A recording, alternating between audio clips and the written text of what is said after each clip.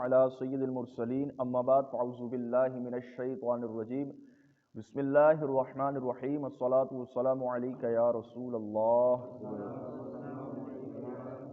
وعلی آلک واصحابک یا حبیب اللہ۔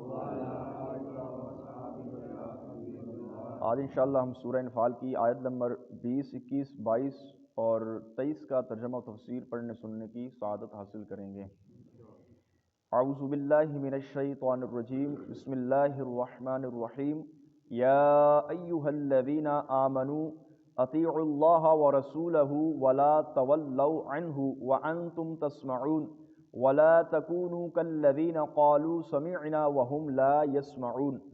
ترجمہ کنز العرفان، اے ایمان والو، اللہ اور اس کے رسول کی اطاعت کیا کرو اور سن کر اس سے منہ نہ پھیرو، اور ان لوگوں کی طرح نہ ہونا جنہوں نے کہا ہم نے سن لیا حالانکہ وہ نہیں سنتے۔ یا ایھا الذین آمنو، اے ایمان والو۔ اس آیت سے مقصود نبی پاک صلی اللہ تعالی وسلم کی اطاعت کرنے کا حکم دینا اور ان کی نافرمانی سے منع کرنا ہے کہ میرے محبوب علیہ الصلوۃ والسلام کی اطاعت کرو اور نبی پاک صلی اللہ تعالی وسلم کی نافرمانی سے باز آ جاؤ۔ جس کام کا سرکار حکم دے اس کام پر عمل کرو، جس کام سے نبی پاک صلی اللہ تعالی وسلم منع فرما دے اس کام سے رک جائیں۔ جبکہ اللہ تعالیٰ کی اطاعت کا ذکر اس بات پر متنبہ کرنے کے لیے ہے کہ رسول اللہ کی اطاعت اللہ تبارک و تعالیٰ ہی کی اطاعت ہے، جیسا کہ ایک اور مقام پر صراحت کے ساتھ اللہ تعالیٰ نے ارشاد فرمایا من یطیع الرسول فقد اطاع اللہ، کہ جس نے رسول کا حکم مانا بے شک اس نے اللہ ہی کا حکم مانا۔ اطاعت مصطفیٰ ہی اللہ تبارک و تعالیٰ کی اطاعت ہے۔ ولا تکونوا کالذین، اور ان لوگوں کی طرح نہ ہونا۔ ارشاد فرمایا کہ لوگوں کی طرح نہ ہونا جنہوں نے کہا ہم نے سن لیا حالانکہ وہ نہیں سنتے، کیونکہ جو سن کر فائدہ نہ اٹھائے اور نصیحت حاصل نہ کرے اس کا سننا ہی نہیں۔ یہ منافقین اور مشرکین کا حال ہے۔ مسلمانوں کو اس سے دور رہنے کا حکم دیا جا رہا ہے کہ یہ لوگ جو ہیں نبی پاک صلی اللہ علیہ وسلم کے فرامین سن کر بھی کہتے تھے کہ ہم نے کچھ بھی نہیں سنا، باتیں جان کر بھی کہتے تھے کہ ہم کچھ بھی نہ جانتے۔ تو فرمایا یہ منافقین کا طریقہ ہے، ایک چیز کو جان کر بھی کہنا کہ میں کچھ نہیں جانتا، ایک چیز سن کر بھی کہنا کہ میں کچھ بھی نہیں سنتا۔ تو فرمایا یہ مشرکین و منافقین کا حال ہے۔ تو مسلمانوں کو اس سے دور رہنے کا حکم دیا جا رہا ہے۔ مسلمانوں کو اس بات کا حکم ہے کہ اللہ کے محبوب علیہ الصلوۃ والسلام جس چیز کا حکم دے اس کو مان لو، جس چیز سے منع کریں اس سے باز آ جاؤ۔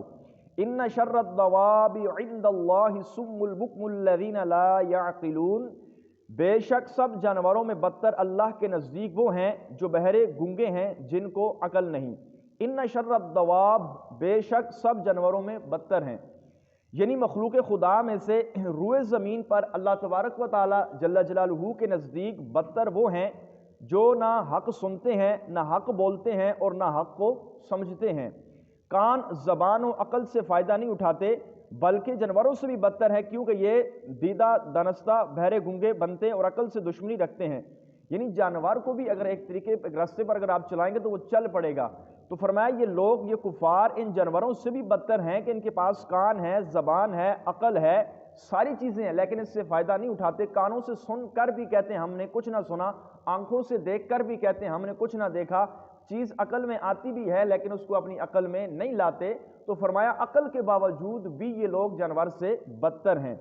اس آیت کریمہ کا شان نزول یہ ہے کہ حضرت عبداللہ بن عباس رضی اللہ تعالی عنہما فرماتے ہیں یہ آیت کریمہ بنی الدار بن قصہ کے حق میں نازل ہوئی، جو کہتے تھے کہ جو کچھ محمد صلی اللہ تعالی وسلم لائے ہم اس سے بہرے گونگے اندھے ہیں۔ یہ سب لوگ جنگ احد میں قتل ہو گئے، ان میں سے صرف 2 شخص حضرت مصعب بن عمیر اور سویت بن حرملہ رضی اللہ تعالی عنہما ایمان لائے۔ یہ وہ اس جنگ کے اندر، جنگ احد میں یہ لوگ قتل ہوئے تھے، جن میں 2 لوگ بچے تھے جنہوں نے نبی پاک کی ذات پر ایمان لا کر صحابیت کا شرف حاصل کیا۔ تو یہ کیا کہا کرتے تھے کہ ہم جو نبی پاک لائے اس سے بہرے ہیں، گونگے ہیں، ہم اس سے نابینا، ہم اس کو دیکھتے نہیں، سنتے نہیں۔ تو اس وجہ سے اللہ تبارک و تعالی نے ارشاد فرمایا کہ یہ کان، آنکھ، زبان ہونے کے باوجود فائدہ نہیں اٹھاتے، تو یہ لوگ جانوروں سے بھی بدتر ہیں۔ وَلَوْ عَلِمَ اللَّهُ فِيهِمْ خَيْرًا لَأَسْمَعَهُمْ وَلَوْ أَسْمَعَهُمْ لَتَوَلَّوْا وَهُمْ مُعْرِضُونَ۔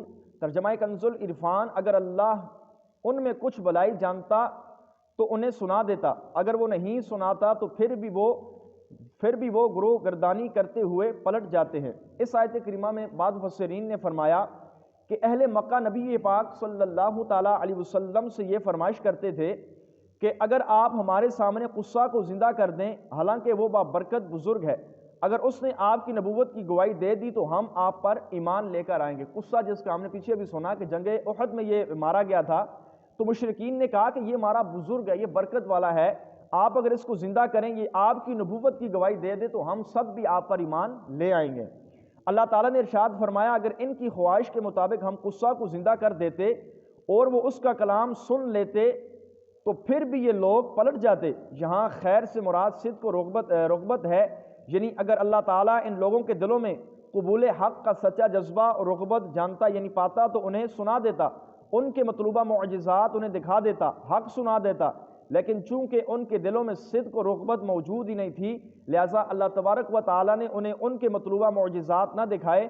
اگر اللہ تعالیٰ انہیں دکھا بھی دیتا تو وہ منہ پھیر لیتے، یعنی قصہ کو اگر اللہ تعالیٰ زندہ کر دیتا محبوب علیہ السلام کے وسیلے سے، نبی پاک علیہ السلام اپنا یہ معجزہ بھی دکھا دیتے تو فرمایا یہ سارے کے سارے معجزات دیکھ کر بھی یہ لوگ ایمان نہ لاتے، ان کے دل میں ایمان کی رغبت ہی نہیں تھی، محبت ہی نہ تھی، تو فرمایا قصہ کو زندہ ہوتا دیکھ کر بھی یہ لوگ جو ہے نبی پاک سے منہ پھیر لیتے اور ایمان سے محروم رہ جاتے۔ تو اس وجہ سے فرمایا ہم نے محبوب کو یہ معجزہ ہی نہ دکھایا کہ دیکھ بھی لیتے تو انہوں نے کیا کمال کرنا تھا، پھر بھی انہوں نے آپ کی نبوت سے انکار ہی کرنا تھا۔ اللہ تبارک و تعالیٰ جل جلالہ کی بارگاہ میں دعا ہے اللہ تعالیٰ ہم سب کو قرآن کریم فرقان مجید کے احکامات پر عمل کرنے کی، اس کو سمجھنے کی، اس کی تلاوت کرنے کی توفیق عطا فرمائے، آمین بجاہ النبی الامین صلی اللہ تعالیٰ علیہ وسلم۔